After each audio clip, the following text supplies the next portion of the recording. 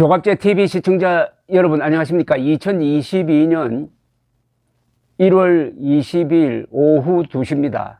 요사이 주로 이재명 민주당 세력이 무속인이라는 이 용어를 가지고 많이 사용을 하고 있습니다.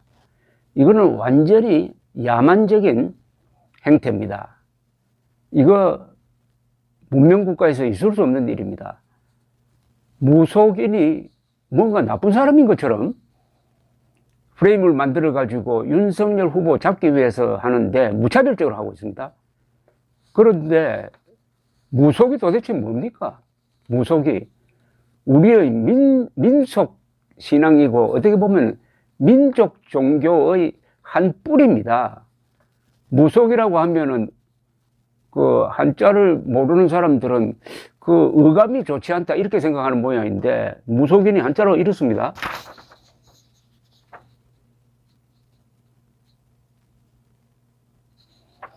여기에 이 무자를 한번 주목해 주십시오. 무자. 이 무자가 의미가 있는 한자입니다.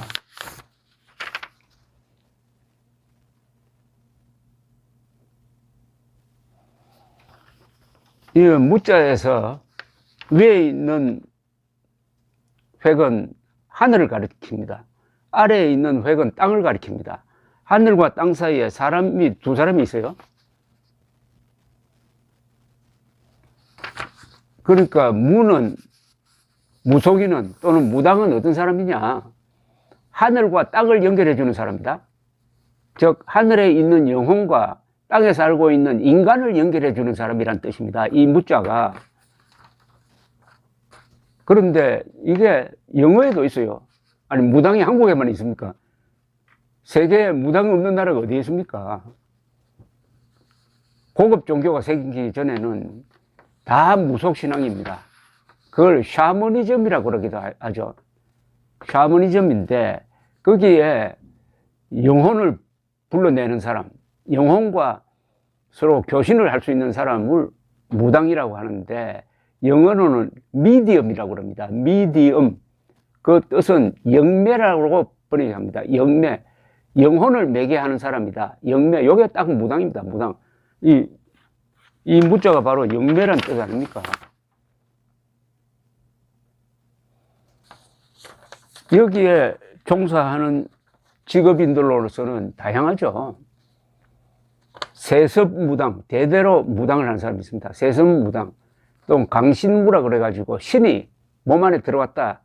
그래가지고 아주 직관력이 발달해가지고 미래를 예측한다 하는 그런 강신무 무당, 세습 무당, 그리고 성명철학자, 뭐 점을 보는 사람, 뭐 이런 걸 다 포괄을 합니다. 그런데 이 신앙은 불교가 들어오기 전에, 유교가 들어오기 전에, 기독교가 들어오기 전에 한국 사람들의 마음을 사로잡았고 그 흔적이 지금도 있습니다. 이것은 절대로 부인할 수도 없고 매도할 대상이 아닌 것은 여기 보면은 이 자료를 하나 금방 뽑았습니다.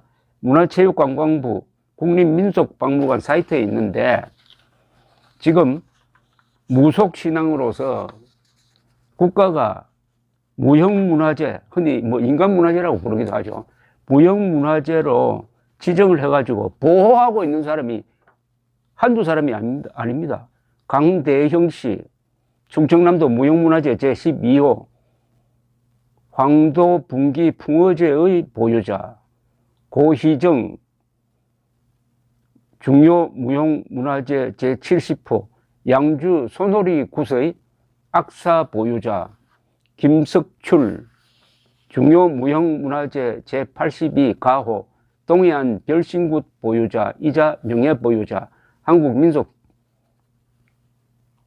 신앙사전에 나오는 자료입니다. 김남순, 김금화, 김옥념 등등 이런 분들인데, 아니 이런 분들을 무속인이라고 그래가지고 매도하면 혹세무민하는 사람으로 모독하면 되는 겁니까? 첫째, 이것은 우리 민족 문화에 대한 모독입니다. 그리고 인간의 사상의 자유, 종교의 자유에 대한 폄하입니다. 그리고 완전한 무식입니다. 오만입니다. 이 세계에서 다 한국에서는 점성술이 많이 발달하지 않았지만 점성술, 이런 미래 예측하는 사람들, 영혼과 매개하는 사람들을 이렇게 야만적으로 탄압하는 것은 저 중세에 기독교나 이슬람 같은 데서 일신교에서나 있을 수 있는 일입니다. 그리고 이 사람들의 예지 능력은 부인할 수 없죠. 제가 체험한 걸 하나 말씀드릴까요? 1994년에 월간조선 편집장을 할 때 한 기자를 시켜서 우리나라에서 제일 유명한 무속인들 만나가지고 김일성 그 족보를 내놓고 어떻게 될지 물어보라고 했습니다. 5명의 유명한 무속인들이 다 올해 안에 죽는다고 그랬어요.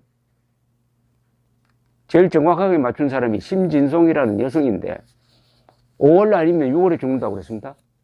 김일성이가 죽은 게 음력으로 치면 5월 말이고 발표된 날은 6월이었어요. 6월 1일이었습니다. 그래서 그 사람이 유명해졌습니다.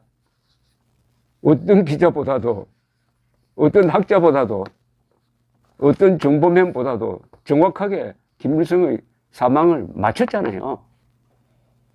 그런 정신력을 무시하고 요사이 점점 임사체험이라든지 이런 걸 통해서 영혼의 존재를 인정하는 쪽으로 과학이 다시 기울고 있다는 걸 모르는 무속인이란 이 말을 가지고 윤석열을 잡을 수 있다고 하고 있습니다.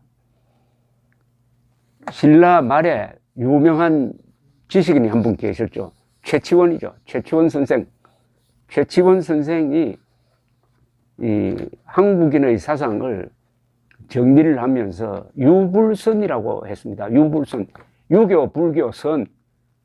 사람 인별에 산자 붙어 있는 신선할 때 선자입니다. 선 이게 샤머니즘이죠, 결국은.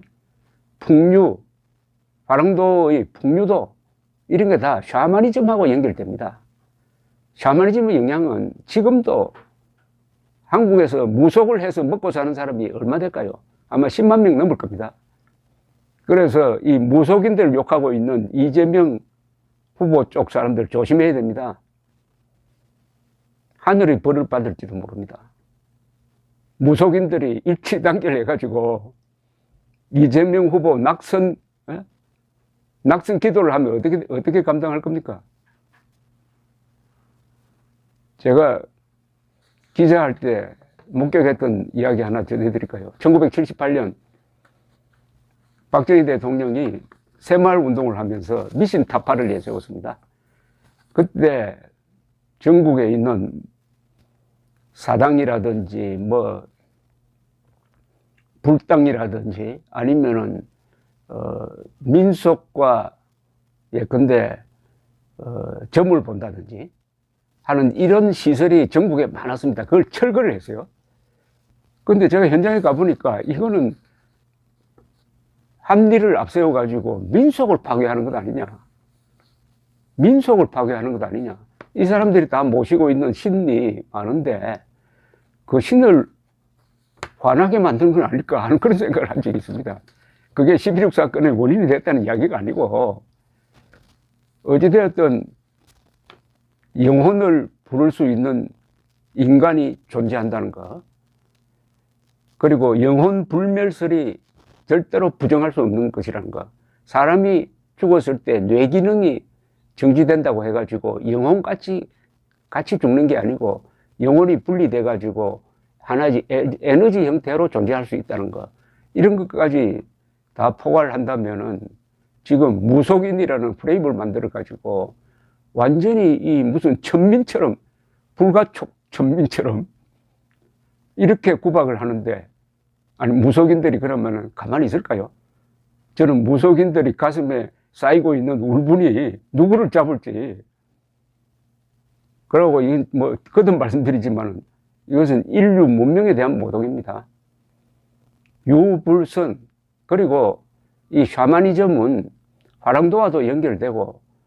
일본에서는 그게 신도로 돼, 신도.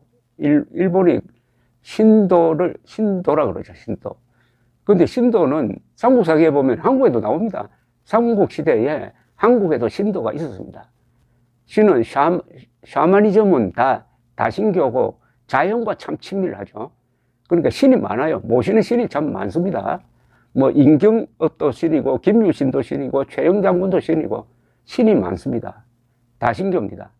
그런데 기독교, 이슬람, 막 고급 종교라 그러죠. 이런 종교를 가진 사람들은 다신교를 아주 경멸하는 경향이 있습니다.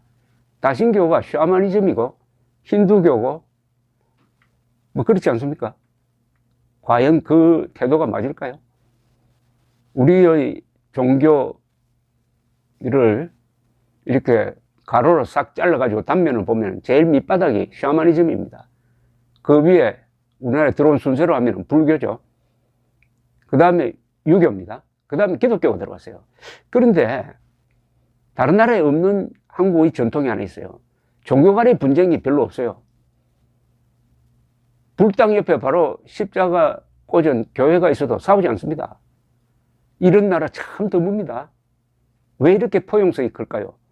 그것은 샤머니즘 덕분입니다. 이 샤머니즘은 포용성이 강합니다. 배척을 하지 않아요. 모든 힌두교하고 그런 점에서 비슷하죠. 모든 종교를 받아들인다. 그러니까 샤머니즘이 밑바탕이 되니까 한국에 들어온 다른 종교도 너그럽게 받아들여서 조금 주자학은 조금 다릅니다. 이 유교 중에서도 이 교조적인 주자학은 다른데 불교도 기독교도 샤머니즘의 영향을 받아가지고 포용성이 높고 한국이 종교 분쟁이, 한국에는 종교가 아주 왕성하지만 종교 분쟁이 없잖아요. 만약 불교도와 기독교가 싸우면 어떻게 되겠습니까? 그것은 좌우 대결보다 훨씬 더 극심해지지 않을 것입니까?